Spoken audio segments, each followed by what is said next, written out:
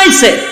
নবী তাদেরকে দেখে মুস্কি মুস্কি হাসি দেয়, মনে করছে রে গতকালকে কালেমা পড়াইছিলাম ঘরের ভিতরে, আজকে প্রকাশ্যে কালেমা পড়বে।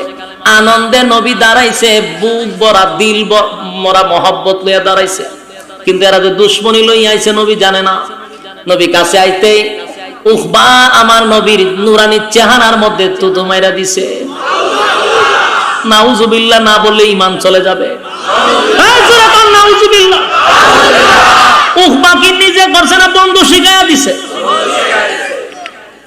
আল্লাহর নবী আশা লইয়া দিল বকা দরদ লইয়া গেছিল কালেমা তারে পড়াইবে সবার সামনে, কিন্তু হে কালেমা চাইরা নবীর সঙ্গে বেয়াদবি করছে। আল্লাহর নবীর চোখের পানিগুলো ছেড়ে দিয়ে কান্দে আর বলে উখবা রে করলি কি? গতকালকে কালেমা পড়াইয়া জান্নাতের সার্টিফিকেট দিছিলাম তোরে, জান্নাতের চাবি তোর হাতে দিছিলাম, আজকে যে বেয়াদবি করলি জাহান্নামের টিকিট দিন লইয়া গেলি তুই আমার কাছ থেকে। নবীজি ব্যথায় ব্যথিত হইয়া কান্না শুরু করে দিলেন। নবীর কলিজাটা যেন ভেঙ্গে টুকরা টুকরা হয়ে গেছে। আল্লাহর নবী কাঁদতেছিল। ঠিক এই মুহূর্তে আল্লাহ রাব্বুল আলামিন জিবরাইল নবীর কাছে পাঠায়া দিছে। নবীর কাছে জিবরাইল পাঠাইয়া জানায় দিলেন, নবী গো কান্দেন না গো নবী, আপনি কান্দেন না, আপনার কান্না আমি আল্লাহ বরদাস্ত করতে পারি না গো নবী, আপনার চোখের পানি আমি যে বরদাস্ত করতে পারি না, কান্দেন না। আমি আল্লাহ দেখছি উখবা আপনার সঙ্গে বেয়াদবি করছে, আমি মালিকের বরদাস্ত হয় নাই গো নবী, আমি আল্লাহর বরদাস্ত হয় না। আমারে গালি দিলে আমার কষ্ট লাগে না, বন্দা বানাইছি আমি, আমারে গালি দিলে কষ্ট লাগে না, আমার কষ্ট লাগে গো যদি আপনি নবীরে কেউ গালি দেয়। এ যুবক ভাই, আজকের সমাজ ধ্বংস। বার্ষিক ইসলামী মহাসম্মেলনের আজকের যিনি সভাপতিত্ব করছেন পীরে কামেল শেখুল হাদিস আল্লামা শাহ বিলাল হুসাইন দামাত বারকাতুহুম, আজকের মাহফিলে আমার আগে যারা আলোচনা করেছেন হযরত মাওলানা আব্দুল্লাহ আল মামুন সাহেব, ওয়াজ করেছেন হযরত মাওলানা মুফতি আব্দুল কাইয়ুম মাদানী সাহেব, ওয়াজ করেছেন হযরত মাওলানা মুফতি সুলাইমান নোমানী সাহেব, মুফতি আব্দুল্লাহ আল মুজাহিদ সাহেব, হযরত মাওলানা কারি জামাল উদ্দিন জাফরি সাহেব সহ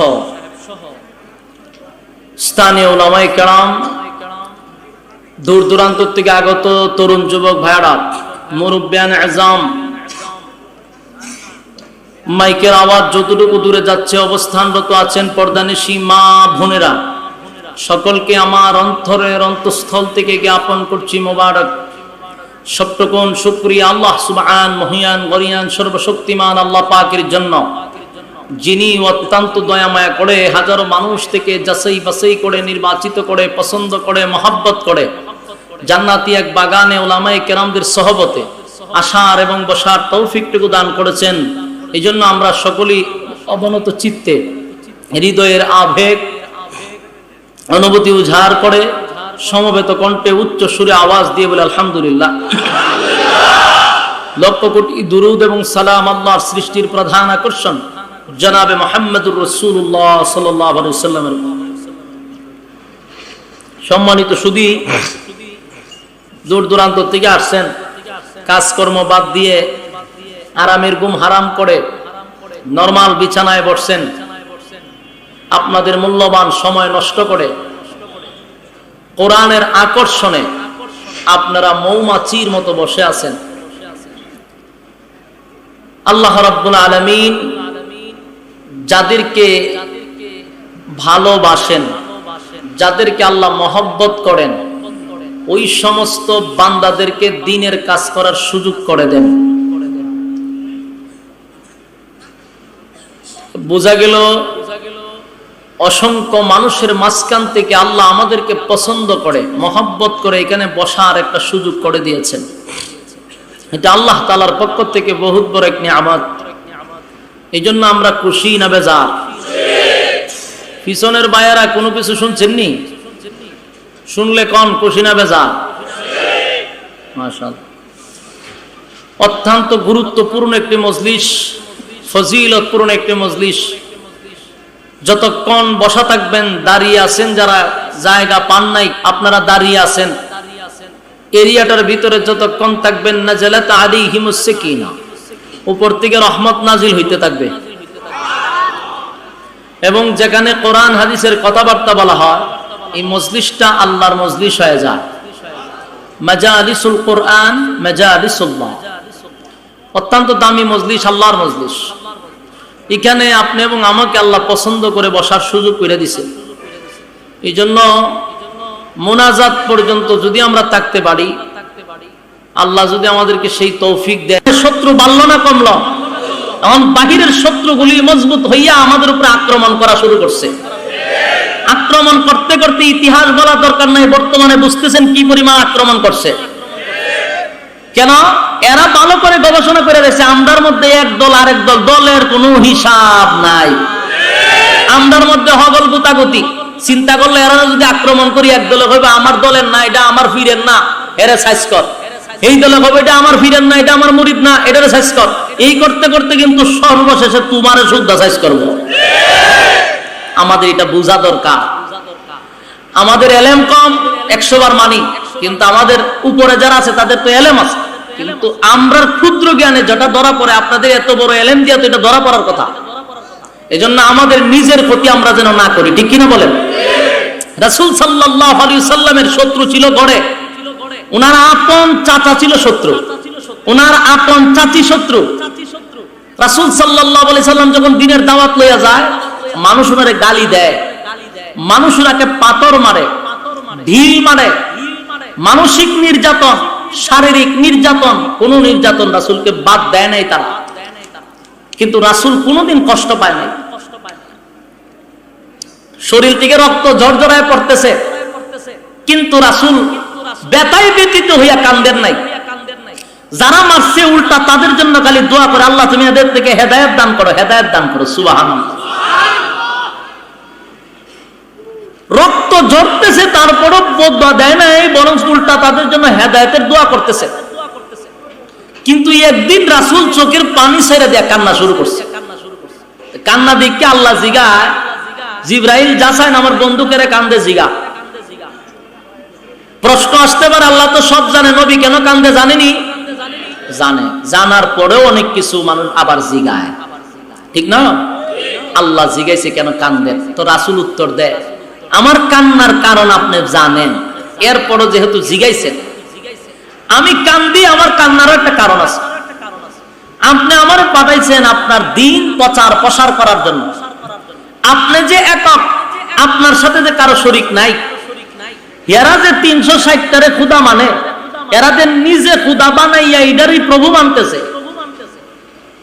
আপনি বলছেন অরিজিনাল খুদা চিনানোর জন্য, সৃষ্টির গোলামি যেন না করে স্রষ্টার গোলামি করার জন্য।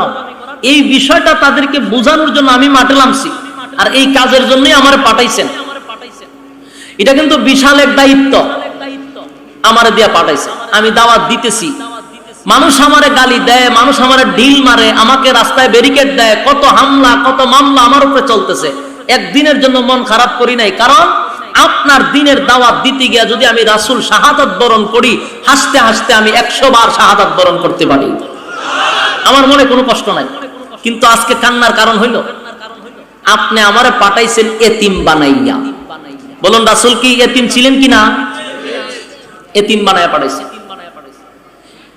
এরা মালিক এতিম বানাইয়া পাঠাইছেন, এমন এতিম আমার মাও নাই, বাবাও নাই, ভাইও নাই, বোনও নাই, আমার কিন্তু কেউ নাই। আপনি আমারে পাঠাইলেন এমন এতিম বানাইয়া। আমার বাবা নাই, কিন্তু আমার চাচাগুলির আমি বাবার মতোই দেখি, বাবার মতো আমি মনে করি, চাচিরে মায়ের মতো মনে করি। আমার বাবার চেহারা কেমন আমি দেখতে পারি নাই। 6 বছরের মাথায় আমার মাও চলে গেল, দাদাও চলে গেল, কেউ নাই। চাচাদেরকে বাবার মতো মনে করি। কিন্তু আমি যখন দিনের দাওয়াত লইয়া মানুষের কানে কানে পৌঁছানোর জন্য যাই, দিন প্রচার করার জন্য, মানুষ আমারে গালি দেয় গো, মানুষ আমারে বিভিন্ন অপবাদ দেয়, ঢিল মারে, কষ্ট দেয়। আমার কষ্ট লাগে না, কষ্ট লাগে। আমার আপন চাচা কেমনে গো আমার বিরুদ্ধে মানুষের কাছে অপপ্রচার করে। আমার ঘরের মানুষ, আপন মা চাচি আমার বিরোধিতা করে, আমার কষ্ট লাগে। আমার চাচা হইয়া বিরোধিতা করে, আমার চাচি হইয়া বিরোধিতা করে, এই ব্যথায় ব্যথিত হই। এই জন্য ইয়ারাই যদি বিরোধিতা করে, আমি দিনের দাওয়াত কেমনে গো মানুষের কান পর্যন্ত পৌঁছাবো? তারা তো আমারে বলে, তোর নিজের মানুষ তোরে দেখতে পারে না, তোর নিজের মানুষ তোমার কালেমা গ্রহণ করে না, আমরা কেমনে রে তোমার কালেমা গ্রহণ করব? এই কারণে আমি ব্যথায় ব্যতীত হইয়া কান্ধি। আল্লাহ নবীর ব্যথাটা এখানে। এ যুবক ভাই, আমি আমার ছোটবেলার থেকে এই পর্যন্ত দেখছি কোন শার্টওয়ালা ফ্যানওয়ালা কলেজ ভার্সিটির ছাত্ররা হুজুরদেরকে গালি দেওয়ার আগে তার কলিজা কাঁপছে। ভুলেও গালি দিছে না ডরাইয়া, এরা ভয় পাইতো। আজকে আমি দেখছি শার্টওয়ালা ফ্যানওয়ালা আমাদেরকে গালি দেয়, তার কারণ হলো আমাদের জাতি ভাই আমাদেরকে গালি দেয়। জাতি ভাই গালি দেয়, এই জন্য চিন্তা করে এরাই তো গুতাগতি, এরা একজন একজনকে গালি দেয়, আমরা গালি দিলে অসুবিধা কি? কিন্তু আগে তারা আমাদেরকে দেখলে শ্রদ্ধা করত, ভয় পাইত, উলামায়ে কেরামদেরকে তারা বড় সম্মান করত। আজকে এই ছেলেগুলি চরম পর্যায়ের বেয়াদবি করে আলেমদের সাথে। একমাত্র আমাদের মধ্যে মিল না থাকার কারণে, আমরার মধ্যে মিল নাই, আমরার মধ্যে আছে শুধু কার কোনান দিয়ে কুছানো। যতদিন না পর্যন্ত এই বিষয়টা না সরবে, আমরা সামনে আগাইতে কোনোদিন পারবো না। চ্যালেঞ্জ করলাম আপনাদের সাথে, আগাইতে পারবো না। মায়ের খাওয়া ছাড়া আমরা বলার কিচ্ছু নাই। আল্লাহর নবী সেই ব্যথাটাই প্রকাশ করলেন।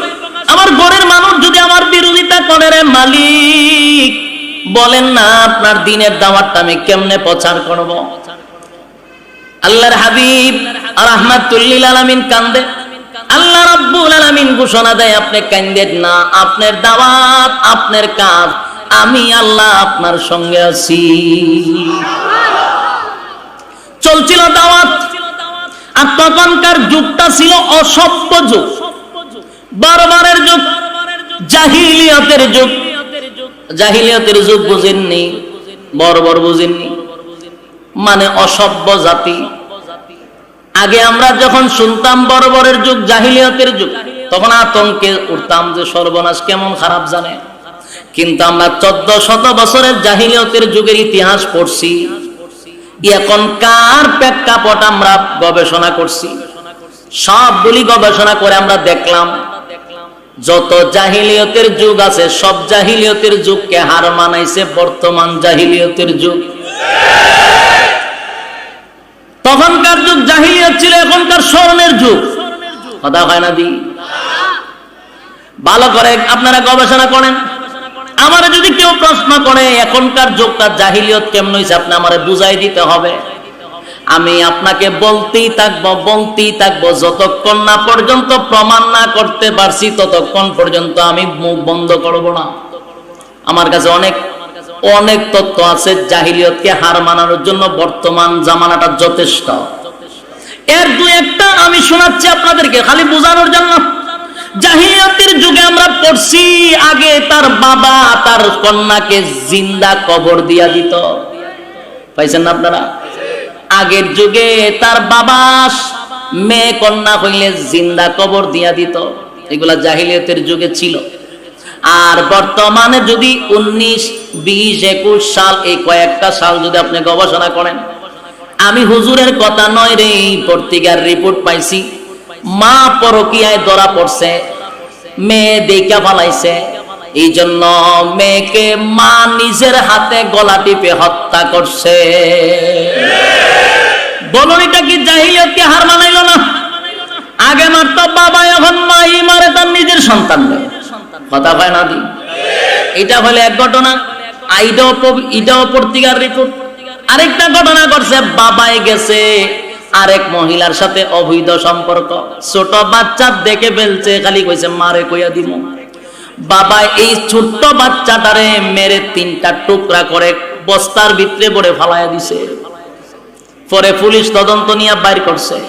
এটা কি আমার কথা না রিপোর্ট, পত্রিকার রিপোর্ট? তাহলে বলুন জাহিলিয়াতের যুগ হইতে আর কতটুকু ব্যবধান? আগের জাহিলিয়াতের যুগে 4 বছরের শিশুকে দর্শন করে নাই, বর্তমান জাহিলিয়াতের যুগে 4 বছরের শিশুকেও দর্শন করছে। ঠিক বাড়ি গিয়া হইবেন, ঠিক বাড়ি গিয়ে হইবেন। কারণ আমি হুজুরের কথা সুন্দর লাগতেছে, আপনারা একটা কথা মন করে না পত্রিকার রিপোর্ট। আগের জাহিলিয়াতের যুগে মার সামনে, সন্তানের সামনে দর্শন করা হতো না, এখনকার জাহিলিয়াতের যুগে সন্তানদের সামনে মাকে পালাক্রমে দর্শন করছে। তাহলে আগের জাহিলিয়াতের যুগ আর এখন ব্যবধান কতটুকু? কতটুকু ব্যবধান? আগে রক্তপাত হইতো, এখন কি তা হয় না? এখন কুত্তা বিলার রক্তের দাম আছে, কিন্তু মানুষের রক্তের দাম নাই। মানুষের রক্তের 4 পয়সার দাম নাই, তাহলে জাহিলিয়াত তার কতটুকু বাকি? আমি তো মনে করি বলতে থাকলে আপনারা সাক্ষী দিবেন, সমস্ত জাহিলিয়াতের যুগকে বর্তমানে হার মানাইছে। আরে ভাই একটু দিলের কান লাগায় শুনেন, তখনকার যুগটা ছিল অসভ্য জাতি, এর মধ্যে কোনো সন্দেহ নাই। কিন্তু ওই অসভ্য জাতির মাঝখানে আল্লাহ পৃথিবীর সবচেয়ে সভ্য মানুষটারে পাঠাইছে। যারে আল্লাহ পাঠাইছে উনি ছিল পৃথিবীর শ্রেষ্ঠ মহামানব, যার চরিত্রের সার্টিফিকেট আল্লাহ পবিত্র কোরআনে দিয়েছে। সুবহানাল্লাহ। যার চরিত্র ছিল আজিম, আজিম চরিত্র, আজিম। যার চরিত্রের সার্টিফিকেট রব্বে কারীম কোরআনে দিছে গো। আল্লাহ নিজেই বলেন, ওয়া ইন্নাকা লা'আলা খুলুকিন আযীম।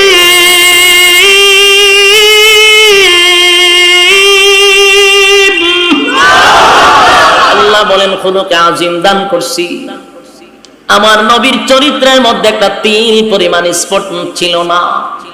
এমন অশুদ্ধ জাতির মাঝখানে সবচেয়ে সভ্য মানুষটাকে আমি আল্লাহ পাঠাইলাম।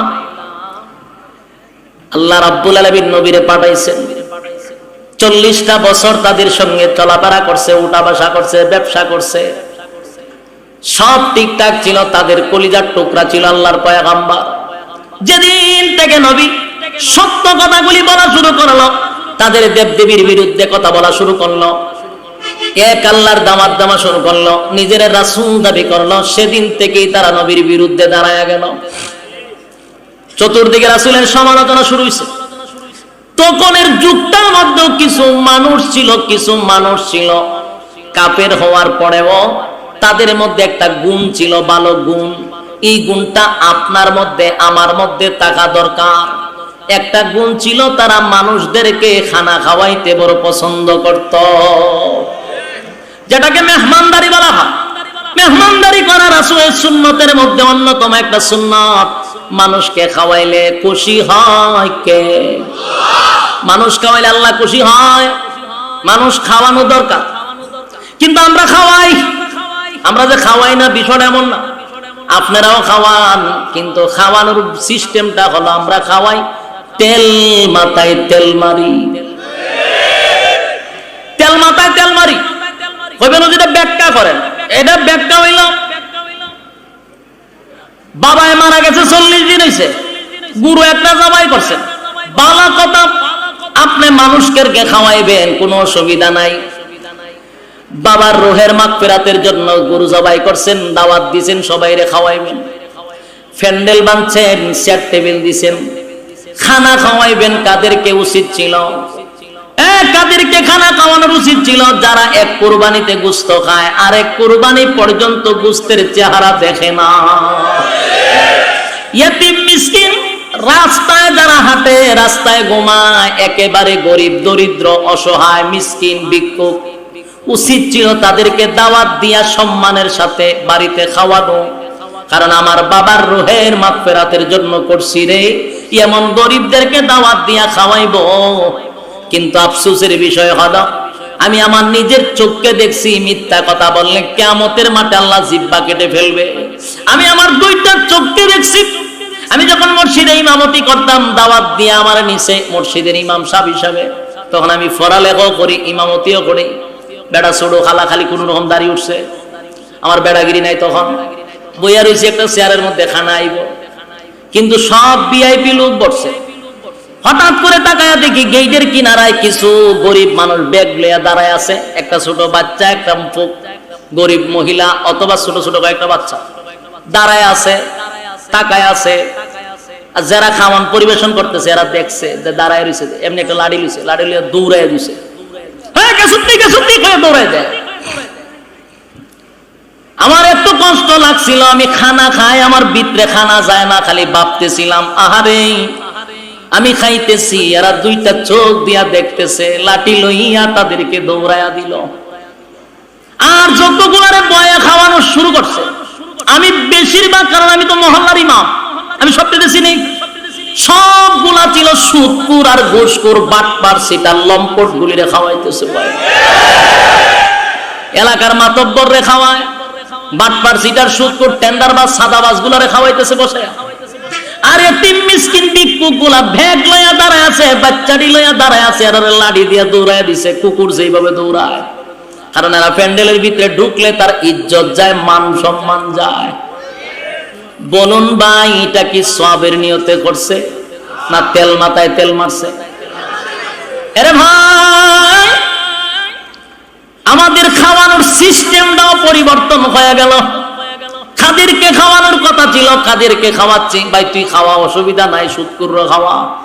কিন্তু একেবারে ভিক্ষুক, দরিদ্র, মিসকিন গুলা গোস্ত চোখে দেখে না। তোর বাড়িতে যখন গোস্তের গ্রান হয়, তাদের নাক পর্যন্ত গেলে আকর্ষণ লাগে রে। তোর প্যান্ডেলের কিনারায় দাঁড়ায়া থাকে, এদেরকে যদি সম্মান দিয়া তুই খাওয়াইতি, এদের খেদমত যদি করতি, এরা খাইতো, পেট ভরে। আর আহ করলে ডাইরেক্ট আল্লাহর দরবার কবুল হইত। এদের দুয়ার মাঝখানে কোনো পর্দা নাই। কিন্তু যাদেরকে খাওয়াইলি, জীবনে কোনোদিন, বছরে একবারও আল্লাহর পায়ে, আল্লাহর কুদরতি পায়ে সেজদা দেয় না, সুদে ঘুষে খায়, এদেরকে খাওয়ায় এত লাভ হইল কি? এরপরে চিন্তা করে, আমি নিজের চোখে যারা দেখছি, কতক্ষণ পরে বারবার যখন লাঠি দিয়া দৌড়ায়া দেয়, হঠাৎ করে দেখি প্যান্ডেলের নিচে দিয়া ছোট ছোট বাচ্চা ঢুকছে। প্যান্ডেলের ভিতরে ঢুইকা দাঁড়াইছে না, আমি আমার চোখে যারা দেখছি। প্যান্ডেলের ভিতরে ঢুইকা তারপরে করলো কি, টেবিলের নিচে ঢুকছে। ঢুইকা আমরা যে খাইয়া যেটি ফালাইছি, হাড্ডি মাড্ডি, যেই গোস্ত আমরা খাইতে পারি না ফালাই দিছি, এই গোস্তগুলি দেখলাম কিসার ভিতরে ঢুকাইতেছে, ব্যাগের ভিতরে। চোখের কোনায় পানি চলে আসছিল, কিন্তু বলার সাহস ছিল না তখন। বাচ্চাগুলি দেখলাম, ছোট ছোট বাচ্চারা। আমাদের আইডিয়া খাবারগুলি যেগুলো আমরা বড় লোকি দেখাইতে গিয়ে ফালাইয়া দিই, এগুলা তারা ব্যাগের ভিতরে ভরতেছে। এটা দেখার পরেও লাঠি দিয়া দৌড়াইয়া দিছে। আরে ভাই, এই জন্য তেল মাথায় তেল মারবেন না। খারে খাওয়ানোর কথা ছিল, খারে খাওয়াইলেন। মা বাবার রোহের মাগফিরাতের জন্য কাজ করবেন, এটা তো সওয়াবের কাজ। কিন্তু খাওয়ানোর কথা ছিল কারে? আরে ভাই, কিন্তু তখনকার যুগটা ছিল জাহিলিয়াতের যুগ, অসভ্য জাতি ছিল, কিন্তু তাদের মধ্যে একটা গুণ ছিল। গুণটা হলো তাদেরকে, তারা মানুষকে খাওয়াইতে পছন্দ করত। তারা মানুষ খাওয়াইতো। তাদের মধ্যে একজন কাফের বেঈমান, নাম ছিল উকবা। সে গেল সিরিয়ায় ব্যবসা করার জন্য। ব্যবসা করার পরে প্রচুর লাভ হয়েছে তার ব্যবসায়। লাভের টাকা পাইয়া চিন্তা করলো, এবার মক্কায় গিয়া আমি মানুষদেরকে দাওয়াত দিয়া নিয়ে খাওয়াইব। সে কি ইমানদার না বেঈমান? জোরে কয় না? সে কিন্তু বেঈমান, কিন্তু নিয়ত করছে, দেখেন আমি মক্কায় গিয়া মানুষদেরকে খাওয়াবো।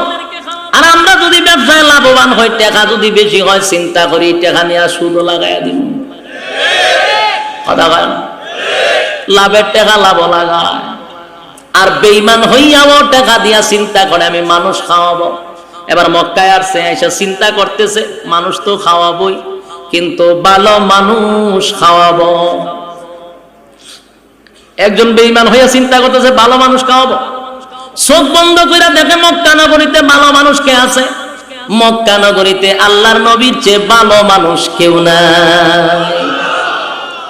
এখন তুলে আমি মুহাম্মদরে দাওয়াত দিব, সে কি ইমানদার না বেঈমান? আমি মুহাম্মদরে দাওয়াত দিব, আল্লাহর নবীর কাছে গেছে গিয়া কয়, আব্দুল্লাহর ছেলে মুহাম্মদ, আমার বাড়ির অনুষ্ঠানে আপনি প্রধান অতিথি থাকবেন, আমি আপনাকে একবেলা খাওয়াইব। বাইরে দিলের কান লাগায় শুনেন, তখনকার অবস্থাটা ছিল খানা মানুষ পাইতো না। পেটের কিদায় আল্লাহর নবীর পেটে পর্যন্ত পাথর বাঁধছে। সাহাবায়ে কেরামরা পেটের কিদায় কাঁপতে থাকতো। নবীরে যখন দাওয়াত দেয় আল্লাহর হাবিবের পাশে অনেকগুলা সাহাবায়ে কেরাম বসা ছিল, নবীর চেহারাটা মলিন হয়ে গেছে। আমারে দাওয়াত দিলি, আমার সাহাবায়ে কেরামদেরকে দি বললি না। মনে মনে চিন্তা ছিল, কিন্তু উকবায় বুঝতে পারছে নবীর চেহারা দেখা, সাথে সাথে বলল, আপনাকে শুধু নয় আপনার সাথী সঙ্গী লই আমার বাড়িতে খানা খাইবে। নবী মুস্কি হাসি মারছে, কারণ খুশি হওয়ার কথা। পেটে তো কিদা, পেটে যদি কিদা হয়, কেউ যদি আপনারে খাওয়ায়, এর থেকে খুশি আর কিছু হতে পারে না। পেটের কিদায় যখন নবীর সাথী সঙ্গীদেরকে দাওয়াত দিল গো, আল্লাহর হাবিব খুশি হইয়া তার বাড়ির দাওয়াত রাখলো। এবার নবী তার বাড়িতে গেল, দস্তরখানা দিছে, বসছে। দস্তরখানার মধ্যে বসছে, বৈশা খানা খাবে, প্লেট সামনে। ঠিক এই মুহূর্তে আমার মালিক নবীরে মেসেজ দিয়া দিছে, হাবিব আপনি একজন পয়গম্বর, সমস্ত নবীকুলের সম্রাট বানায়া পাঠাইছি। আপনি যে খানা খাইতেছেন, খানা খাবেন, কার ঘরে খাবেন? সে তো বেঈমান মূর্তি পূজারী। এর আগে নবীর স্মরণ ছিল না কেন? এখন স্মরণ হইল কেন? নবীরা ভুলেন না, আল্লাহ ভুলায়া দেয়। কথা বলেন, নবীরা কি ভুলে না? আল্লাহ ভুলায়া দেয়। কেন ভুলায়া দেয়? উম্মতের শিক্ষা নেওয়ার জন্য। মাঝে মধ্যে নবীরা ভুল করতেন, এগুলো আল্লাহ করায়া দিতেন আমাদের উপকারের জন্য। এবার আল্লাহর নবী কই, সর্বনাশ, কথা তো ঠিক। আমি যে খানা খাইতে বসলাম আমার সাহাবায়ে কেরাম নিয়া, এ তো মূর্তি পূজারে, আমি একজন পয়গম্বর, বেঈমানের ঘরে খানা খাওয়ান যায়? কথা হয় না? খানা খাওয়ান যায়? আমরা তো খাই, আমরা খাই। কেন খাই? আমরা নির্লজ্জ বেহায়া জাতি, আমাদের ইজ্জত বলতে কিছু নাই। আমরা হিন্দুরা দাওয়াত দিল প্রসাদ খাই, কিন্তু হিন্দু ভাইদের ইজ্জত সম্মান আছে। এরা কোনদিন মুসলমানের গড়াইয়া গুরু খাইতো না, কারণ এরা ইজ্জত আছে তো। আর আমরা বেহায়া জাতি, আমরা দৌড়দা জায়গা খাইতাম। আহা, আল্লাহর নবীর থেকে শিখতে হবে। বেঈমানের ঘরে খাওয়ান খাওয়া যায় না। নবীজি গেলেন খানা খাইতে, আল্লাহ নিষেধ করছে খাইয়েন না। এবার নবী দাঁড়ায় গেল, উখবারে আমি তোর ঘরে খানা খাইব না। উখবায় কয়, আপনি কি কইলেন? যার জন্য তো আয়োজন, আপনার জন্যই তো সব করছি, আপনি না খাইলে তো সবই শেষ। রাসূল কয়, আমার খানা খাওয়া চলবে না। উখবায় এমন মুসিবতে পড়ছে, কারণ সে নেতা হবে আগামীতে। আর নেতা হইলে দেখবেন আগে মানুষটা খাওয়ায়। কথা হয় না? নেতা হইলে আগে মানুষটা খাওয়ায়। চিন্তা করলো, আমি আগামীতে নেতাগিরি করব, এত মানুষ একত্রিত করলাম, মুহাম্মদরে প্রধান অতিথি রাখলাম। মুহাম্মদই যদি না খায় রে, মানুষ আমার মুখে থুতু দিবে। কারণ আপনার ঘর থেকে যদি দাওয়াত দিয়া যদি প্রধানমন্ত্রী আনেন, প্রধানমন্ত্রী যদি না খায় উঠতে যায়, এলাকাতে আপনি মুখ দেখাতে পারবেন? অথবা এলাকার একজন সম্মানী মানুষ যদি আপনার ঘর থেকে উঠতে যায় খানা না খাইয়া, মুখ দেখাইতে পারবেন? রাসূল ছিল সবচেয়ে সম্মানী লোক। গোটা মক্কা নগরীর মধ্যে কাফেররাও ওনাকে সম্মান করত, ইজ্জত দিত। রাসূল ভাই আমি খানা খাইতাম না, বেঈমানরা তাকায় রইছে, তাহলে আমরা খাইতাম না। সুবহানাল্লাহ। বাড়ি গিয়া উখবায় কয়, আপনি যদি খানা না খান, নেতাগিরি তো যাইব, রাস্তাঘাটের হাঁটা চলা চলতো না, মানুষ আমার তুতু দিব। আল্লাহর রাসূল কয়, দেখো আমি কোনো কাজ নিজের থেকে করি না, উপর থেকে যা অর্ডার হয় তাই করি। আমি খানা খাইব না। উখবায় গিয়া রাসূলের ফাও ধরে বই রইছে। আপনি আমার ঘরে খানা না খেয়ে গেলে আমার অবস্থা খারাপ হয়ে যাবে, আমার ইজ্জত মাইরেন না, অনেকগুলা মানুষ বসে আছে, আপনি উঠলে আমার ইজ্জত শেষ। রাসূলকে উঠতেও দেয় না, এমন একটা মুসিবত উফবায় পড়ছে। শেষে রাসূল বলেন ঠিক আছে, খানা খাইতে পারি একটা শর্তে। শর্ত কি? বলে তুমি কালেমা পড়ো। আপনার এলাকা সুবহানাল্লাহ আসেনি?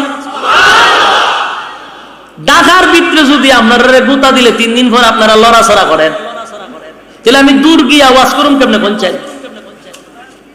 আপনারা যদি আজকা কাপকুতানি দিয়ে 3 দিন পরে যদি আপনি হাসি দেন, তাহলে আপনার হলে আমি কেমনে ওয়াজ করব? আপনারা শহরের মানুষ, সচেতন মানুষ, একটু আওয়াজ টোয়াজ দিলে আমি বুঝি কথা রিসিভ হইতাছে। আপনারা যে চুপ করে বসে রয়েছেন, এর দ্বারা আমি বুঝি আমার কথা আপনারা কান পর্যন্ত যাইতেছে না। তখন তো কথা বলার, আরেকটা কথা বলার আগ্রহ নষ্ট হয়ে যাগা। আপনারা কি বিরক্ত লাগতেছে? মনে বিরক্ত লাগলে আমার সিগন্যাল দিলে আমার আরো ডাবল সুবিধা, আমার কোনো অসুবিধা নাই। এই কথাগুলি মনোযোগ দিয়ে শুনেন। উখবায় পড়ছিনি মুসিবত। আল্লাহ রাসূল কালেমা পড়লে আমি মুমিনের ঘরে খানা খাবো। তখন উখবায় চিন্তা করছে যদি কালেমা পড়িতে নেতাগিরিও শেষ। কারণ নেতা হইব এত সুডু নেতা, এর উপরে বড় নেতা আসেনি। সুডু নেতাগুলি বড় নেতারা কিন্তু তেল মেরা হইতে হয়। যত বড় আছে এর আগে তেল দিতে হয়, যত তেল মারবেন আপনার প্রমোশন তত বাড়বে। উখবার উপরে আছে আবু জাহিল, আবু লাহাব, উমাইয়া, এরপরে কতলা আছে আর এই কতগুলি এর বড় নেতা, আর হে হইল ছোট, এর তেল মেরে চলতে হয়। এ চিন্তা করছে আমি যদি কালেমাটা পড়ি আর এর খান পর্যন্ত যায় তা আমার নেতাগিরি করাইব, এখন আমি কি করি? আর মোহাম্মদের কালেমা যদি নাও পড়ি তে তো আরেক শরম, আমার এখান তো যায় নেতাগিরি।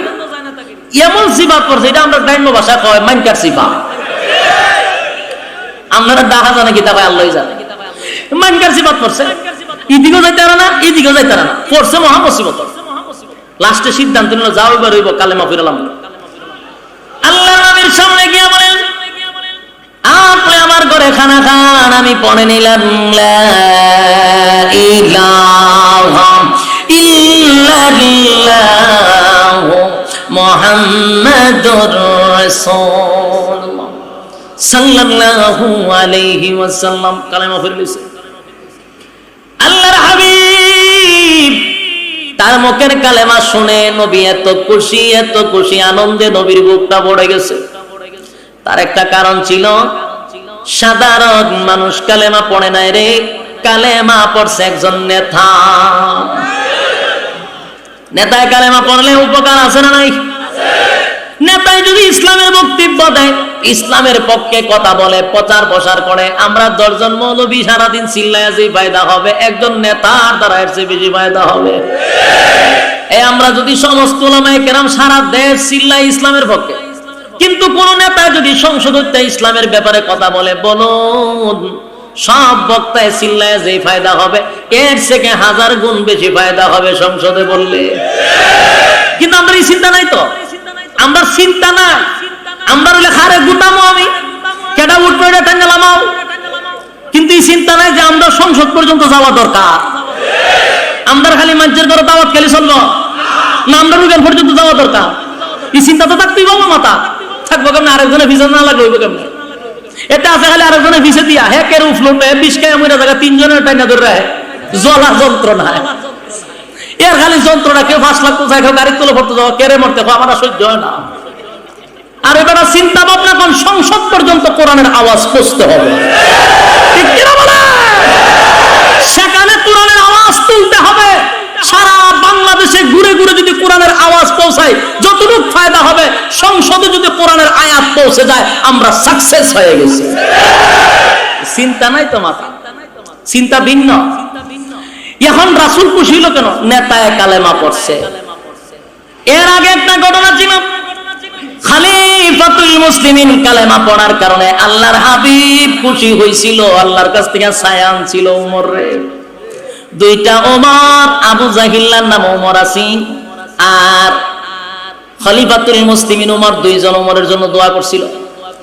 আল্লাহ 2টার থেকে একটারে আমারে দাওয়াতুল ইসলামের শক্তি বাড়বে। আল্লাহ খলিফাতুল মুসলিমিন খাব্বাবের ছেলে ওমর রে কবুল করছে। ওমর কালেমা পড়ার পরে, নেতায় কালেমা পড়ার পরে কি লাভ হয়েছে শুনেন। নেতা কালেমা পড়ার কারণে সর্বপ্রথম ওমর বললেন, পয়গম্বর আল্লাহর হুকুম আপনি পালন করতেছেন লুগাইয়া লুগাইয়া কেন গো? প্রকাশ্যে আপনি আল্লাহর হুকুম পালন করবে। কারণ তখনকার অবস্থাটা এমন ছিল, প্রকাশ্যে নামাজ পড়তে পারত না, কারণ নির্যাতন শুরু করত। এমন কোন নির্যাতন নাই যে সাহাবায়ে কেরামদেরকে করে নাই, এত নির্যাতন করছে রে। তাই লুগাইয়া লুগাইয়া কালেমার দাওয়াত দিত, লুগাইয়া লুগাইয়া নামাজ পড়তো। বেঈমানরা এত অবস্থা ছিল, আল্লাহর হাবিবের মতো পয়গম্বর সেজদায় গেলে ওই বেঈমানের বাচ্চাগুলি উটের নারী বুড়ি আমার নবীর পিঠের মধ্যে রেখে দিত। আল্লাহর নবী উটের নারী বুড়ি নবীর পিঠের মধ্যে রেখে দিত নবী সেজদায় গেলে। কত বড় জাহেল ছিল, এখন চিন্তা করেন। ফাতেমা রাদিয়াল্লাহু তাআলা ছোট বাচ্চা নবীর কাছে গিয়া এই নারী বুড়ি সরায়া দিত আর কাঁদত আর বলতো, এরা মক্কা নগরীর মানুষ, কেন রে আমার বাবার সঙ্গে তোমরা এমন খারাপ কাজ করো? আমার বাবা তোমাদেরকে কোনোদিন চোখ রাঙ্গায়া কথা বলে নাই, কারো হক নষ্ট করে নাই, কারো বিরুদ্ধে বলে নাই, এরপর আমার বাবারে কেন তো কষ্ট দাও? আল্লাহর নবী গোপনে গোপনে নামাজ পড়তো। খলিফাতুল মুসলিমিন ঈমান আনার পরে নবীরে বললেন প্রকাশ্যে নামাজ পড়েন। আল্লাহর নবী কয় কেমনে পড়তাম? ওমর তারা তো নির্যাতন করবে। এবার ওমর তরবারি বাহির করলেন, তরবারি বাহির করিয়া একটা ঘোষণা দিলেন, এ মক্কা নগরীর মানুষ, কে তার সন্তানকে এতিম করতে চাস আমার তরবারির কাছে আয়, কে তার স্ত্রীকে বিধবা করতে চাস আমার কাছে আয়। তরবারি লইয়া উমর দাঁড়াইল, তরবারি লইয়া দাঁড়াইছে। কেউ সাহস পায় নাই রে উমরের সামনে এসে কথা বলা। উমর ছিল মেজাজি, মেজাজ খুব গরম ছিল, মারাত্মক গরম মেজাজ। আর উমরের মেজাজটা আমার আল্লাহ পর্যন্ত পছন্দ করত। জোরে জোরে কোন সুবহানাল্লাহ। আল্লাহ উমরের মেজাজ বড় পছন্দ করত। কুরআনের বহু জায়গায় আয়াত নাজিল হইছে উমরের মর্জি মিজাজ মতো। জোরে কোন সুবহানাল্লাহ। আল্লাহ উমরের মেজাজটাও পছন্দ করত। খলিফাতুল মুসলিমিন উমর যা চাইতেন, আল্লাহ এটা যদি এমনি হইতো, এরকম হইতো, মনে হয় ভালো হইতো। উমরের মেজাজ মর্জিতে আমার আল্লাহ কোরআনের আয়াত দিয়া সমাধান দিত। সুবহানাল্লাহ। সাধারণ কোন মানুষ নয়, সাধারণ কোন সাহাবী না। মেজাজ যারে বলা হইতো মেজাজে ওহী। সুবহানাল্লাহ। সেই উমর বললেন হুজুর প্রকাশ্যে নামাজ পড়েন। তখন নির্যাতন হইতো, এত নির্যাতন, এত নির্যাতন, নির্যাতন সহ্য করার মতো ছিল না। ঠিক এই মুহূর্তে নেতা কালেমা পড়ার কারণে, নেতা কালেমা পড়ার কারণে নবী বড় খুশি হইয়া খানাটা কমপ্লিট করে বাড়িতে চলে গেল। কিন্তু খবরটা ঘরের ভিতরে রয় নাই, বড় বড় নেতাদের কান পর্যন্ত পৌঁছে গেছে, নেতাই কালেমা পড়ছে। আবু জাহিল, আবু লাহাব, বড় বড় নেতাগুলি উকবার বাড়ি ঘেরাও করছে। উকবা ঘর থেকে বাইরে, তোর ব্যাপারে আমরা শুনছি তুই নাকি কালেমা পড়ছ, আজকে তোরে সাইজ করে লাইতাম। বলে কে রে সাইজ করতে? বলে তুই যে আমরার সাথে চলস, আমরার সাথে উঠা বসা করস, চাকরি করস, ব্যবসা করস, দুর্নীতি করস, তো আমরা সাথে করস। দুর্নীতির পরে রাত্রে গিয়ে ক্লাবে যে বোতল খাস, আমরা তোর লইয়া খাই না? বলে হ। ক্লাবে যে নাচানাচি করস, আমরা তোর লইয়া করি না? বলে হ। এই তুই যে আর আমি যে দুর্নীতি করি, টেবিলের নিচে খাম যে দেই, এটা কি তোর লইয়া দেই না? সব বাট কিন্তু তোর কাছে ফাটাই, সব জায়গায় তোর জড়িত রাখছি, কিন্তু তুই কালেমা পড়লি আমরা জানাইলি না কেন? আজকের পর থেকে সমস্ত বন্ধু মহল থেকে তোরে বয়কট করে দিলাম, তোর সাথে কোনো সম্পর্ক নাই। সূরা তোরে বয়কট করলাম। সর্বনাশ, তারা যদি বয়কট করে তাহলে নেতাগিরি তো আমার চলবে না। এই কারণে উকবায় ডাক দেয়া কয়, দোস্ত রে রাগ করিস না, আমি তোদের সামনে মুহাম্মদের কালেমা ছেড়ে দিলাম। আপনারা নাউজুবিল্লাহ হয়তো কষ্ট, ইমান দুর্বল হলে আওয়াজ কম হয়, আমি জানি ইমান দুর্বল হলে আওয়াজ কম। চিন্তা করেন, স্বার্থের জন্য, পদের জন্য, শেয়ারের জন্য সে কালেমা ছেড়ে দিছে।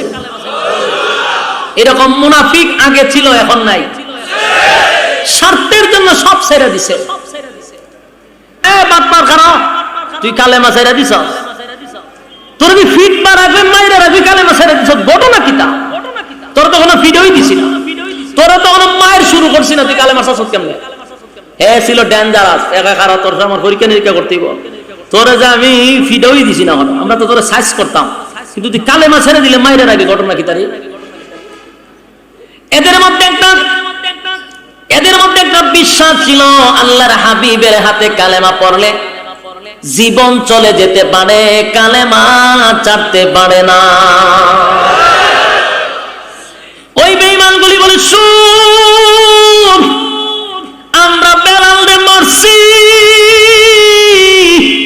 বেলালরে নির্যাতন করছি, এত মায়ের মারছি, এত মায়ের মারছি, বেলালের গলার মধ্যে রশি লাগাইয়া টানছি, বেলাল আহাত বলা বন্ধ করে নাই, জিহ্বার মধ্যে প্যারাক মারছি, আহাত বলা বন্ধ করে নাই। এই বেলালের বুকের মধ্যে বিশাল পাথর রেখে দিয়েছি, বেলাল কালেমা ছাড়ে নাই। আর তোরে মাইরের আগে কালেমা ছাইরা দিছস। খাব্বাবের লোহা আগুনের মধ্যে দিয়া লাল করে তার পিঠের মধ্যে সেক দিছে, শরীরের মধ্যে লাগাইছে, শুধু কালেমা ছেড়ে দেওয়ার কারণে। কিন্তু কালেমা ছাড়ে না, জীবন চলে যায়, ইমান ছাড়ে না। কিন্তু আমরা দেশ 5 টাকার কাছে ইমান বিক্রি হয়। কথা বল না করে, 5 টাকার কাছে ইমান বিক্রি হয়নি? বলে হুজুরের প্রমাণ দেন। প্রমাণ আমি দিতেছি। ওই যে বুড়া বুড়ি আইছে, এখন বুড়া বুড়ির সময় নেতা যায় বাজারে গিয়া পাবলিক রে হয়, কিরে বুট কারে দিবি? চিন্তা ভাবনায় আছি, কয় আয় আমার লগে তোর একটা চা খাওয়াই। রং চা খাওয়ানোর পরে কয় কসান বুটটা খারে দিবে। চা খাওয়াইছেন আপনি, বুট আপনার না দিয়ে হইব। কিছুক্ষণ পরে এই লোকটারে আরেক নেতা কয় বুট কারে দিবি? চিন্তা ভাবনায় আছি, আয় তোর লই একটা দুধ চা খাই। দুধ চা খাওয়াইয়া কয় বুটটা খারে দিবি? মা দুধ চা খাওয়াইছেন, বুটকে আপনার না দিয়ে হইব। কিছুক্ষণ পরে এই লোকটারে আরেকজন কয় বুট কারে দিবি? চিন্তা ভাবনা। আয় তোর একটা কফি খাওয়াই। কফি খাওয়ানোর পরে কয় বুট কারে দিবি? জীবনে যেটা মোহল হইছি না এটা খাওয়াইছেন, বুট কি আপনার না দিয়া পারি? এই লোকটারে কিছুক্ষণ পরে আরেকজন এখন বুট কারে দিবি? চিন্তা ভাবনায় আছি, আয় তোর একটা মিষ্টি খাওয়াই। এরপরে 500 টাকা পকেটে দিয়া কয় বুট কারে দিবি? আমার 14 গোষ্ঠী আপনারে দিব। বলুন তো দেখি, এই লোকটা একটা ইমান কতজনের কাছে বিক্রি করছে? ইমান এইভাবে বিক্রি হয়, আছে না নাই? সবাই যে এমন বিষয় এমন না, এরকম অনেক মানুষ 5 টাকা 10 টাকার কাছে ইমানটা বিক্রি করে দিল। কিন্তু সাহাবায়ে কেরাম জীবন চলে যায় রে, জীবন চলে যায়, জীবন চলে যায়, ইমান ছাড়ে না, ইমান ছাড়ে না, ইমান ছাড়ে না। ইমান চলে গেলে আর কোনো লাভ নাই, কিন্তু জীবন চলে গেলে পুনরায় আমার আল্লাহ তোমার জীবন দিবে। কিন্তু ইমান চলে গেলে আর ইমান ফিরায়া পাবেন না। তাই আমরা যেন কিছু কারণেই ইমান বিক্রি না করি। অযথা মিথ্যা তহমত দিলেও মানুষের উপরে ইমান থাকেনি। বানোয়াট একটা মানুষের উপরে তহমত দিলেন, গুজব ছড়ায়া তার ইজ্জত সম্মান মানুষের কাছে আপনি নষ্ট করতেছেন, এটার কারণেও ইমানের ক্ষতি হয় কিনা? সাহাবায়ে কেরাম জীবন দিয়ে দিছে, ইমান জানছে না। আবু জাহেল কয়, দুষ্ট রে, সুমাইয়ারে আমি মারছি, মহিলা মানুষ, এত নির্যাতন করছি, কিন্তু এই মহিলা ইমান ছাড়ে নাই। শেষে আমি লজ্জাস্থানে বর্ষা মাইরা দুনিয়ার থেকে বিদায় করছি, ইমান ছাড়ে নাই। কিন্তু তোরে মাইরের আগে ইমান ছেড়ে দিলি, মাইরের আগে ইমান ছাড়লি কেন? ওই লোকটা বলেন, দোস্ত ঘটনা কিন্তু সত্যি কইছত, মিথ্যা কইছত না। কারণ হইল তারা মুহাম্মদের কালেমা পড়ছে, আবু বকর যেই কালেমা পড়ছে, উমর যেই কালেমা পড়ছে, আমি কিন্তু সেই কালেমা পড়ি নাই। নাউজুবিল্লাহ। তুই কি কালেমা পড়ছস? বলে আমি কৌশলের কালেমা পড়ছি, পলিটিক্সের কালেমা পড়ছি। কথা বুঝতেছেন? কি কালেমা পড়ছে? পলিটিক্সের কালেমা পড়ছে রে, কৌশলের কালেমা পড়ছে। 1400 বছর আগে কৌশল চিনল, পলিটিক্স চিনল। 1400 বছর পরে এখন বুঝি পলিটিক্স মানুষ বুঝে না। এই 96% মুসলমানের মাঝখানেও হাজার হাজার নাস্তিকরা কৌশলের কালেমা পড়ে আছে। এরা কৌশলের কালেমা পড়ে আমাদেরকে ধোঁকা দিচ্ছে। কখনো দেখবেন মিম্বরে বসে ওয়াজ করে, কখনো দেখবেন গানের মঞ্চ গিয়া ডান্স দেয়, আছে না নাই? এগুলা কি কৌশলের কালেমা হতে পারে না? কোন সময় মসজিদে, কোন সময় গানের মঞ্চে ডান্স বাংলোর ডান্স। আহারে এমন ধোঁকাবাজি বুঝি বাংলাদেশের মানুষ বুঝে না, তুই একলাই বুঝস। সব বুঝে বাঙালি। যুবক ভাই, পলিটিক্সের কালেমা পড়ছিল 1500 বছর আগে, এখনো পলিটিক্সের কালেমা চলে কিনা? আমি রে মোহাম্মদ আমার ঘরে খানা খায় না, তাই আমি ইজ্জত বাঁচানোর জন্য তখন কৌশলের কালেমাটা পড়ছি। নাউজুবিল্লাহ। কৌশলের কালেমাটা পড়ছিলাম, এখন আমি ছাইরা দিছি। কিন্তু ওই 5টা বন্ধু বাটপার গুলি কয় না না, তোর কথা এখনো বিশ্বাস করি না। বলে আর কেমনে বিশ্বাস করাইতাম? সত্য কথা তুই বইলা দিছি নেতাগিরি হওয়ার লাগিয়া। সত্য কথা বলছি, আমি যেটা বলছি এটাই সত্য। বলে এটা বিশ্বাস করানোর জন্য আমাদের কর্মসূচি পালন করতে হইব। তোরে কিছু কর্মসূচি দিব, সেটা পালন করবে, তুই বিশ্বাস হইব। উমাইয়া কয় আমার কলিজায় যে আঘাত দিছস, তুই মুহাম্মদের কালেমা পড়ে যে আঘাত দিলি রে, বরদাস্ত করতে পারতেছি না। অনেক কষ্ট দিলি আমাদেরকে, তাই আমাদেরকে খুশি করতে গেলে যেইভাবে বলবো ঠিক এইভাবেই শুনতে হবে। আমাদের কাজ হলো তুই মুহাম্মদের সামনে দাঁড়াইবি, যেই জবান দিয়া কালেমা পড়ছ এই জবান দিয়া মুহাম্মদের সঙ্গে বেয়াদবি করবি। আরে যুবক ভাই, ওই বন্ধুগুলি তারে ধোঁকা দিয়া দিল। যুবক ভাই, আমি প্রায় সময় ওয়াজে বলি, এখনকার জেনারেশন শুধু নষ্ট হয় বন্ধুর কারণে। ওফবা কিন্তু নবীর সঙ্গে বেয়াদবি করার উদ্দেশ্য ছিল না, কিন্তু বন্ধুগুলা তারে বাধ্য করছে। এই জন্য যুবক ভাই, বন্ধু বানানোর সময় খুব সাবধান। আজকের জেনারেশন যত নষ্ট হয়েছে একমাত্র বন্ধুর কারণে। অধিকাংশ খালি বন্ধু। নেশাগ্রস্ত, মাদকাসক্ত তালাশ করে দেখবেন এ নেশা করতো না, বন্ধুর কারণে নেশাখোর। এরপরে বাজি ধরে, জুয়া খেলে, ওই IPL খেলা চলতেছে, এখানে বাজি ধরে। এখানে কি একা একা ধরে বন্ধু? এখানে বন্ধু আছে, জোরে হয় না? এখানেও বন্ধু জড়িত। বন্ধু কিন্তু জান্নাতের সাথীও হতে পারে, বন্ধু কিন্তু জাহান্নামের সাথীও হতে পারে। বন্ধুর হওয়ার কারণে যুবক উঠতে যায়, হে উঠতে যায় এখানে অনেক ওয়াজ চলতেছে। যুবক 10 মিনিট সময় আমি ছাইরা দিব, 1.5 ঘন্টার উপরে চলতেছে। 10টা মিনিট শুনেন। আজকের সমাজ শুধু বন্ধুত্বের কারণে ধ্বংস হচ্ছে। এখন বাড়িতে গজবের ফ্রি ফায়ার আর কিতা জানে পাবজি, এটা কিন্তু একলা একলা খেলে না, একা একা খেলে।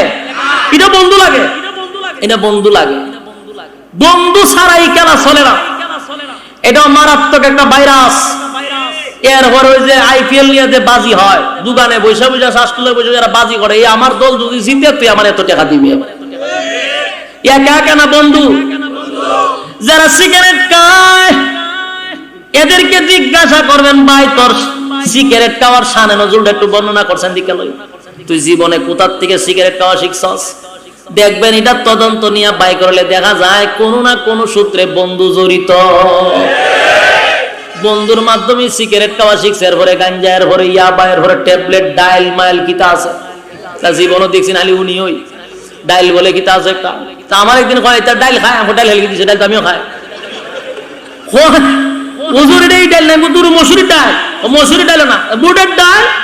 ফারানে বুঝছেন না, ডাইল একটা আছে, এটা খাইলে সমস্যা। আমি পাঁচটা করলে তো আমি যে খাই যদি প্রশাসন জানে, হে কয় এরা যে ডাইল খাইতে কয় না, এটি সবটি ডাইল ফুট। আমি তো আর গাইলে যাই না, প্রথম দিক দিয়ে যেমন ডাইল শব্দ পারিছে, আমি কই একটা ডাইল তো আমরাও খাই, বোর্ডিংও খাইছি, এখন গরও খাই, যে ডাইলের মধ্যে কোনো সমস্যা আছে নি, যেটা বললে প্রশাসনে দূরে লাই। পরে বুঝলাম যে এই ডাইল বলে একটা নেশার ট্যাবলেট, এটারে বলে ডাইল খায়। আয় হায় হায়, চিনি খাইয়া যে যুব সমাজ ধ্বংস হইতেছে, এইগুলো বন্ধ হয়ে যেত দুই একদিনে। কিন্তু সুররে কয় চুরি কর, আর গৃহস্থরে কয় সজাগ থাক। কারবা ইনি কই যায়, কার কাছে যায় তা কি জানে না। সিস্টেম হইল এরকম। তো উচিত কথা কইলি তুই সমস্যা, উচিত কথা এখন হন যায় না। তো কিয়ামতের একটা আলামত হইল মসজিদের মিম্বর থাকবে, হক কথা বলা যাবে না। এরকম সুপার মধ্যে পয়সা জনগণ থাকবে, কিন্তু হক কথা প্রচার হবে না। খালি ওয়াজ হইল খবরের নিচে লাশ উঠতে দৌড় মারছে, আগুনটা ফিরে লাইছে উঠতে দৌড় মারছে, ইতের ওয়াজ। খবর ভাঙ্গে আছে গা, খবর থেকে লাশ উঠতে দৌড় মারছে, ইলো ওয়াজ। আবার এরই আমরা ফতোয়া দেখো মাহফিলে গিয়ে হুদা কিচ্ছা কাহিনী কয়, তুই যে খবরের মধ্যে লাশ উঠতে দৌড় মারে কই পাইলে। আমরা তো যা কইতেছি উলামায়ে কেরাম কেনা, যেগুলো হলো রাসূলের যুগের শানে নজুল বলতেছি প্রত্যেকটা কথা। সাহাবায়ে কেরামের জিন্দেগিটা গিচ্ছা হয় না, গিচ্ছা হয় খবর থেকে লাশ দৌড় মারলে। কোন জায়গার দৌড় মারলো আমার আর বুঝায় না ভাই। আমার প্রশ্ন হলো এইরকম ওয়াজ চলবে কিয়ামত পর্যন্ত, হক কথা মিম্বরে বলা যাবে না। সভাপতি হুজুর সাবধান, গরম ভাত কিন্তু খাওয়ায় আপনারে, মাস শেষে কিন্তু শেষ হইবার টাকাটা দিই, সাবধান সাবধান। ওয়াজ উঠবার আগে হুজুর আশেপাশে কোন আনতে যায়েন না, আসমানের উপরে আর জমিনের নিচে, মাঝখানে কোনো কথা কয়েন না। এই চলছে ওয়াজ, ঠিক না? যুবক ভাইরা আমার, যেই কথাগুলি বলতেছিলাম, বন্ধুর থেকে সাবধান, বন্ধুর থেকে সাবধান, যারে তারে বন্ধু বানায়েন না। বন্ধুর কারণে জান্নাতে যাইবেন, অথবা বন্ধুর কারণে জাহান্নামে যাইবেন। ওহবা নবীর সঙ্গে বেয়াদবি করার কথা ছিল না, কিন্তু বন্ধুর পরামর্শে নবীর সঙ্গে বেয়াদবি করলো।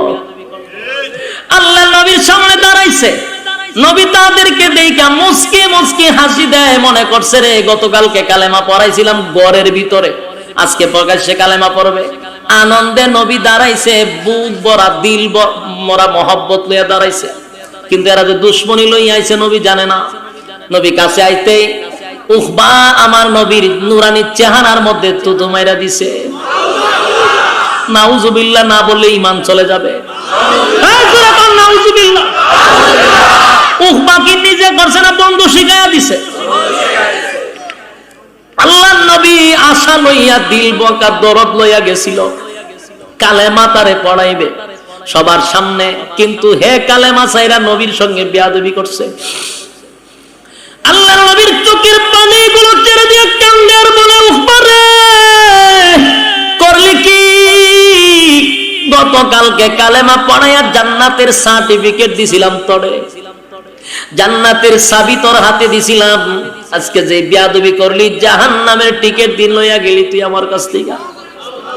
নবীজি ব্যথায় ব্যথিত হইয়া কান্না শুরু করে দিলেন, নবীর কলিজাটা যেন ভেঙ্গে টুকরা টুকরা হয়ে গেছে। আল্লাহর নবী কাঁদতেছিল। ঠিক এই মুহূর্তে আল্লাহ রাব্বুল আলামিন জিবরাইল নবীর কাছে পাঠায়া দিছে। নবীর কাছে জিবরাইল পাঠাইয়া জানায়া দিলেন, নবী গো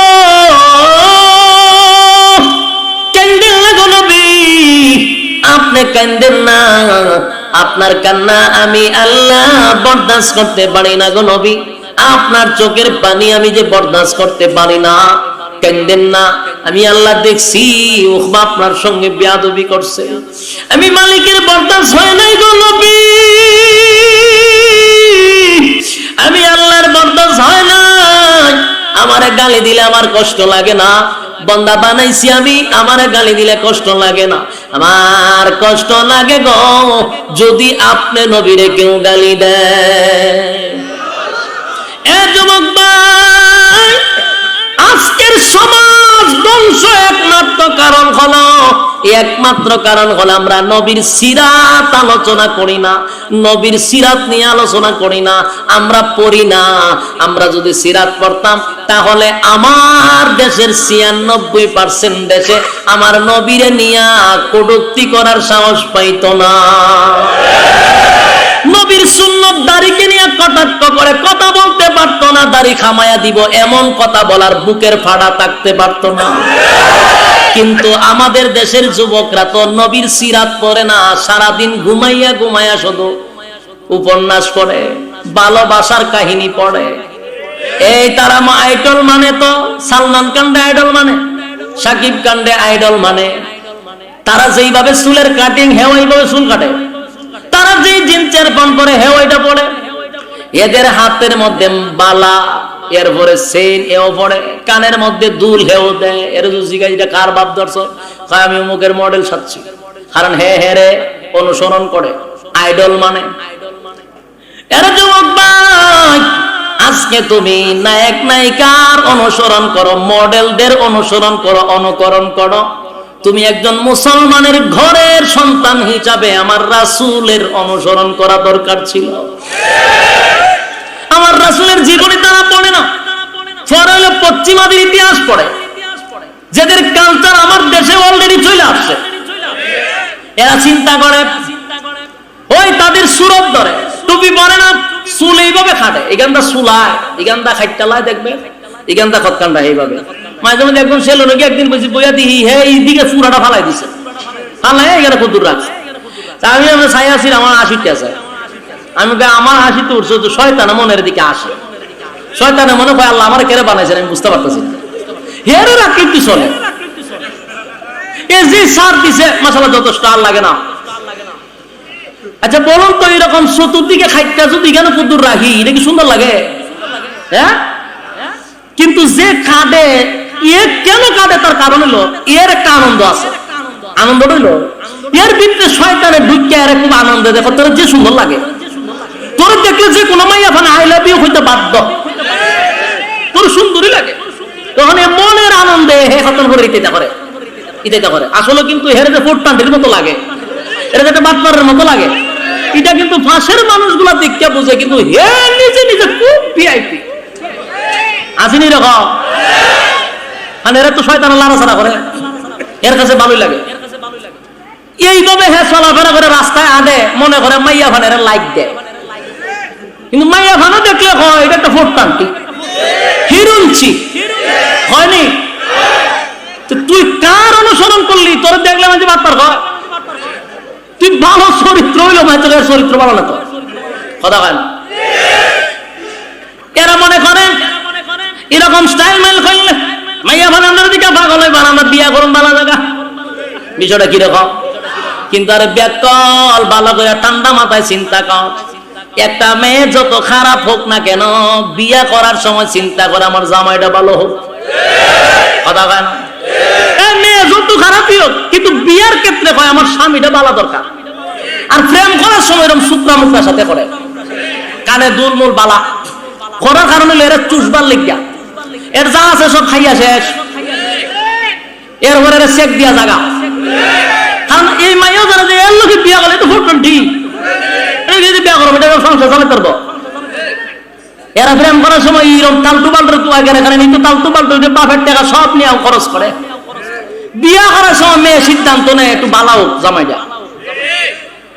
এদেশের ডাকাত হোক, বদমাশ হোক, সিটার হোক, বাটপার হোক, সবাই চায় দেখবেন বিয়া করার সময় যেন বউটা বালাও হয়। প্রেম করে গিয়ে নষ্টা মাইয়ার সাথে, আর বিয়া করার সময় খাবা শরীফের মক্কার ইমামের বউ তো খায়, কথা কয় না, কিরম আমলদারি মেয়ে তো খায়। তাহলে এর দ্বারা বোঝা গেল ডাকাই তো চায় তার বউটা ভালো হোক, একজন পাশে মেয়েও চায় তার স্বামী ভালো হোক। তাহলে মাঝখানে তুই বেশ দলে, তুই তো কোনো দলই না, কথা হয় না, কোন দলই না। এর যুবক ভাই আরেকটা কথা হলো, আপনি কি ফায়দা পাইলেন তাদের অনুসরণ করে? কতটুক সম্মানী হয়েছেন আমার একটু জবাব দেন। ঢাকার ভাইয়েরা, 2টা মিনিট আপনাদেরকে নষ্ট করতেছি, কারণ এখানে যতগুলা দেখতেছি সব যুবক। বুড়া বেশি না যুবক বেশি? সব যুবক। তাহলে ওয়াজ কি বুড়ার পক্ষে না যুবকদেরকে নিয়ে? আমাদের দেশের কিছু তওবা দেখলে আমার আশিকটা জায়গা ময়রা জায়গা সব বিস্তার তৈরি গেছে, আজরাইল চেয়ারও বসা চা খাইতেছে, একটু পরে এর ধরবো, ঠিক এই মুহূর্তে ইমাম সাহেব তওবা করাইতো। আচ্ছা, এরকম তওবা আমি নিজেও দেখছি। আয়া তওবা করায়, ও বলে না আর জীবনে কোনোদিন পরের লাইল খাটবো না, জীবনে কোনোদিন দুর্নীতি করবো না, নামাজ ছাড়বো না, আমরা বেগানা নারীর দিকে তাকাইবো না। মরার সময় তওবা করা, আমার মনে হয় শয়তানে কয় রে খামই তো না, চুষালাইছি, বরাত কিচ্ছু নাই। আর যে আজরাইল মনে আসে কথা, আমি তখন চা খাই দৌড় মেরে, ওখানে আইসো তুমি তওবা করাইতে। আমরা দেশের তওবার সিস্টেম হলো এটা, কিন্তু তওবা কোন সময় করার কথা ছিল আর কোন সময় করে। আচ্ছা, মনে করেন একটা লোকের 70 বছর হয়ে গেছে গা, ঠিক না, দাড়ি টাড়ি মোটামুটি সাদা চামড়া টামড়া ঢিলে গেছে গা, এ যদি মনে হয় আল্লাহ আর জীবনে কোনো মায়া ভাড়ার দিকে তাকাইতাম না। আচ্ছা, কম চান, এটা কোনো যুক্তির কথা? তুই এখন চাস না, তোর কোনো অসুবিধা আছে? বেড়া তুই এখন ছায়া তাই আলাদিন, তুই চাইলে কি না চাইলে কি। কিন্তু এখন যে যুবকরা আছে এরা যদি কয় আল্লাহ আমি আর কোন মেয়ের দিকে তাকাইতাম না, এটা যুক্তি, এটা যুক্তি। আর 70 বছরের পুরা যদি কাজ চাইতাম না, এটা ও যুক্তি। বলে তুই চাই কি তো চাই তা, তোর ব্যাটারি চার্জ থাকতে তো কম চার্জ শেষ করছ না, আর এখন ব্যাটারিতে চার্জ নাই, তুই এখন চিন্তা করতে। তওবা করার একটা সময় আছে। এখনকার জেনারেশন যুবক ভাই, এখন যদি আপনি এখন আল্লাহর গুনাহ করতাম না, আর নামাজ ছাড়তাম না, আর বেগানা নারীর দিকে তাকাইতাম না, মায়া ভাড়ার লগে আমরা ফ্রি টাইমে টক টাইমের সময় মেসেজ দিতাম না, আনালে এমবি ফ্রি ভাই আমরা মেসেজ দিতাম না, যদি এই তওবা কইরা লয়, আল্লাহ কয় এটা যুক্তিক, তুই খালি তোর কাজ চালায়া যা, তুই আমার একবার ডাক দিবি আমি 70 বার জবাব দিব। যুবকরা একবার ডাক দিলে আল্লাহ কয়বার জবাব দেয়?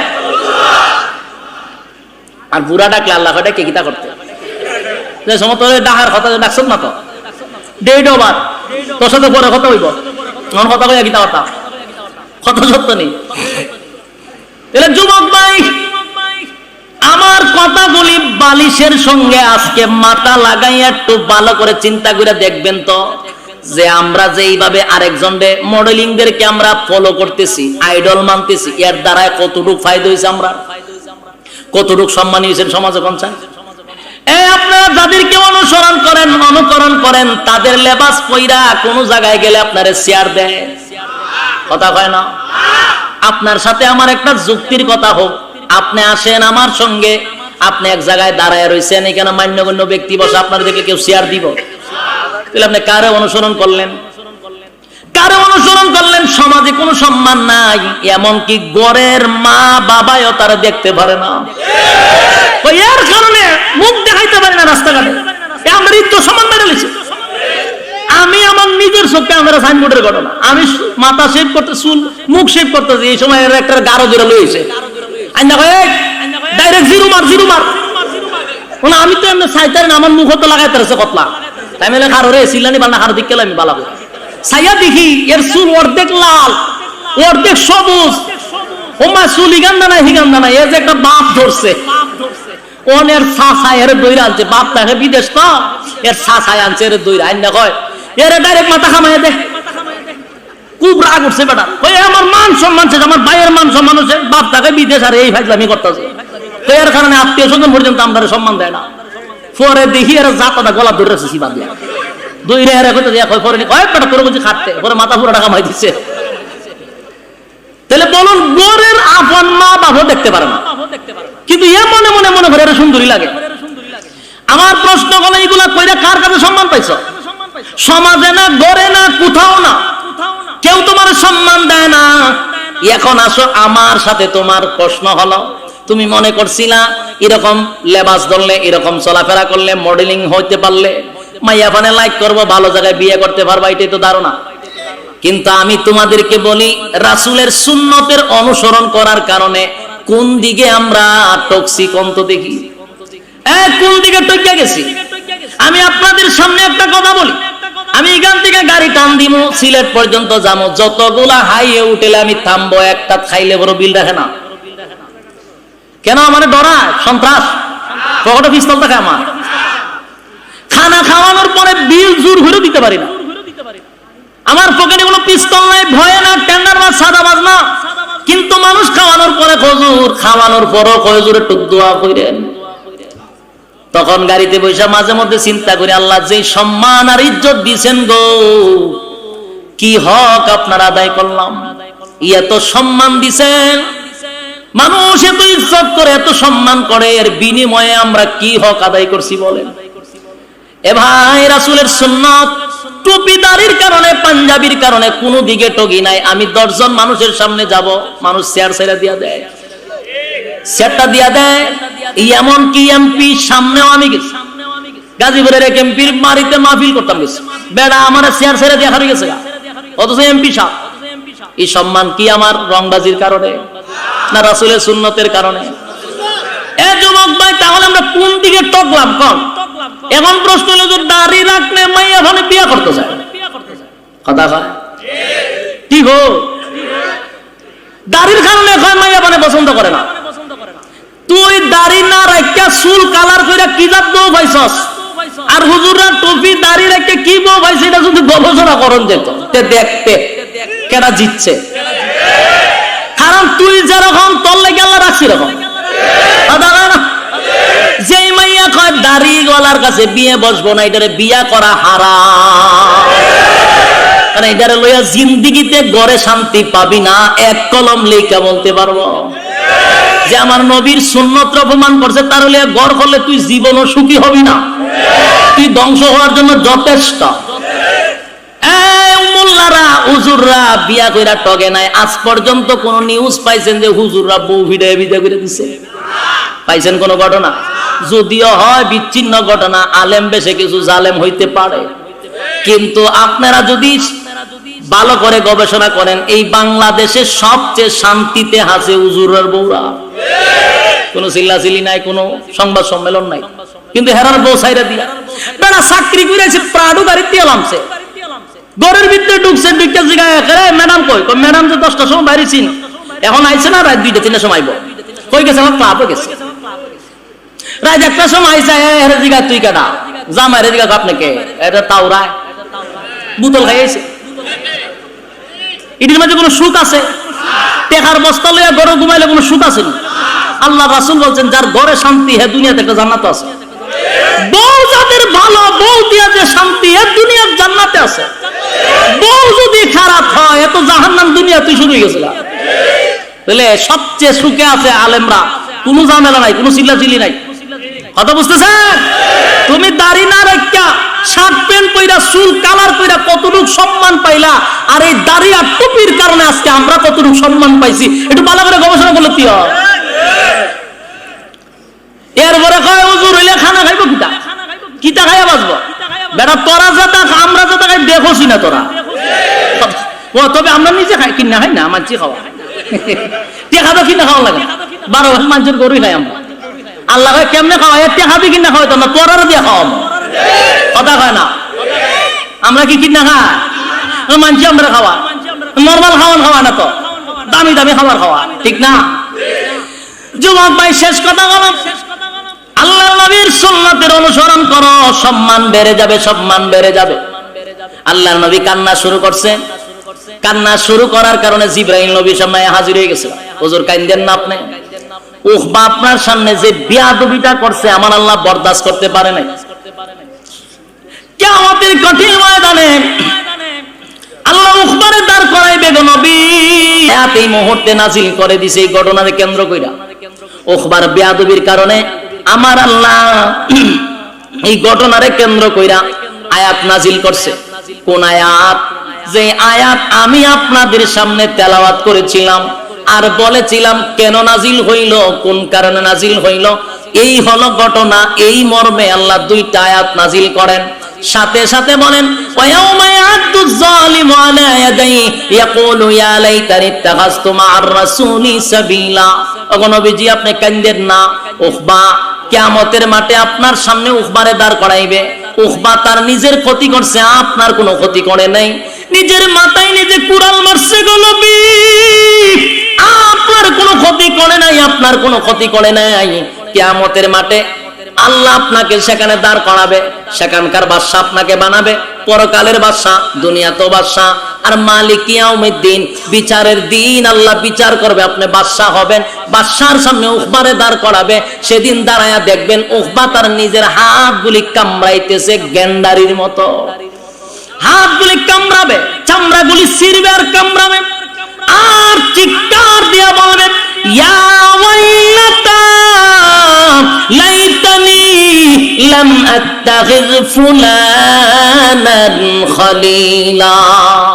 সেদিন আফসোস করবে আর বলবে হায় আফসোস, হায় আফসোস, হায় আফসোস, হায় আফসোস, আমি যদি সেদিন মুহাম্মদরি বন্ধু রাখতাম, আমি যদি সেই আবু জাহিল্লারে, আবু লাহাবরে, উতবা উতাইবারে, উমাইয়ারে বন্ধু না বানাইতাম, তাহলে জান্নাতের টিকিট পাওয়ার পরও জান্নাতের টিকিট হারাইতাম না।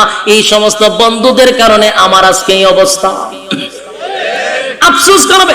এখন প্রশ্ন হলো, আয়াত নাযিল হয় তার বিশেষ কোনো কারণে, হুকুম থাকে কিয়ামত পর্যন্ত। জোরে কোন হুকুম থাকে?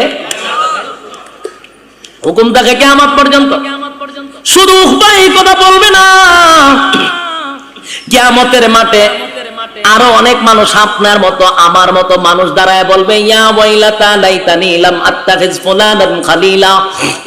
তারাও বলবে হায় আফসোস, দুনিয়ার জমিনে যদি আমি সুদখোরকে বন্ধু না বানাইতাম, ঘুষখোরকে বন্ধু না বানাইতাম, বেনামাজিরে বন্ধু না বানাইতাম, জেনাখোররে বন্ধু না বানাইতাম, সাদামাদরে যদি বন্ধু না বানাইতাম, তাহলে আজকে আমার এমন পরিণতি হতো না। আমি যদি গ্রামের একটা আল্লাহওয়ালা ছেলেকে বন্ধু বানাইতাম, মুয়াজ্জিনরেও বন্ধু বানাইতাম, ইমামরে বন্ধু বানাইতাম, মাদ্রাসার আলেমদের সঙ্গে ভালো সম্পর্ক রাখতাম, এমন অবস্থা আমার হতো না। আফসোস করবে সেদিন, আফসোসে আফসোসে বলবে ইয়া ওয়াইলাতা লাইতানি লাম আত্তাখিয ফুলানান খলিলা। অমুকের সাথে যদি বন্ধুত্ব না হতো, অমুকের সাথে যদি সম্পর্ক না থাকতো, ভালো মানুষের সাথে যদি সম্পর্ক করতাম, আজকে এমন পরিণতি হতো না। আমি আপনাদের ঢাকাবাসীদেরকে বলি, আজকে নারায়ণগঞ্জের মানুষকে বলি, ভাই বন্ধু বানাইবার সময় খুব সাবধান। যারে তারে বন্ধু বানানো যাবে না, কারণ যার সাথে যার মহব্বত, তার সাথে তার কিয়ামত। কিয়ামতের মাঠে দাঁড়ায় দেখবেন সামনে দিয়া, পিছনে দিয়া, ডাইনে দিয়া, বামে দিয়া, সুদখোর, ঘুষখোর, বেনামাজি, জানাখোর খারে রইছে। জিগাইবেন আল্লাহ আমি জীবনেই অপরাধ করছিলাম, ইডিকের আমার সামনে বলে দুনিয়াতে তার সাথে তোর মহব্বত বেশি ছিল, এই জন্য দাঁড় করাই দিছে। আর আপনি যদি দুনিয়াতে নামাজি ব্যক্তির সঙ্গে বন্ধুত্ব করেন, আল্লাহ রাব্বুল আলামিন কিয়ামতের মাঠে নামাজিওয়ালার সঙ্গে দাঁড় করায়া দিবে, আলেমদের সঙ্গে দাঁড় করায়া দিবে, মাদ্রাসার ছাত্রদের সঙ্গে দাঁড় করায়া দিবে। এই জন্য আলেমদের সঙ্গে মহব্বতের দরকার আছে না নাই? কোরআনের সাথে মহব্বতের দরকার আছে না নাই? কারা কারা আছে হাত তুলেন। আল্লাহু আকবার, লিল্লাহিত তাকবীর। আল্লাহ সবাইকে কবুল করুক। হাত নামাইবেন না, হাত তুলে রাখেন, হাত তুলে রাখেন। গেছে? এই এখন বাম হাত নামান, বাম হাত নামান, এইভাবে বাম হাত নামাই দেন, ডাইন হাতটা আপনাদের একটাও নামাইবেন না। কিয়ামতের মাঠে আল্লাহ ওয়ালাদের সঙ্গে থাকার জন্য ডান হাতটা পকেটে ঢুকায় দেন, ঢুকান পকেটে, পকেটে ঢুকাইয়া দেন। এই মাদ্রাসা ছাত্ররা কই, একবারে মন টিকা ডাইন হাত দিয়ে ঢুকান, ঢুকান পকেটে যা আছে, বড় নোটটা 100 টাকা, 50 টাকা সবাই দিয়া শরীক হন। আর মনে মনে বলেন আল্লাহ আমি মাদ্রাসায় দিয়ে যাচ্ছি হাফেজদের জন্য, আলেমদের জন্য, কিয়ামতের মাঠে তুমি তাদের সঙ্গে শরীক করে দিও। আমি বাইরে না করে বেগ লয়ে যান না করে, একজন মানুষের না শরীক হয়ে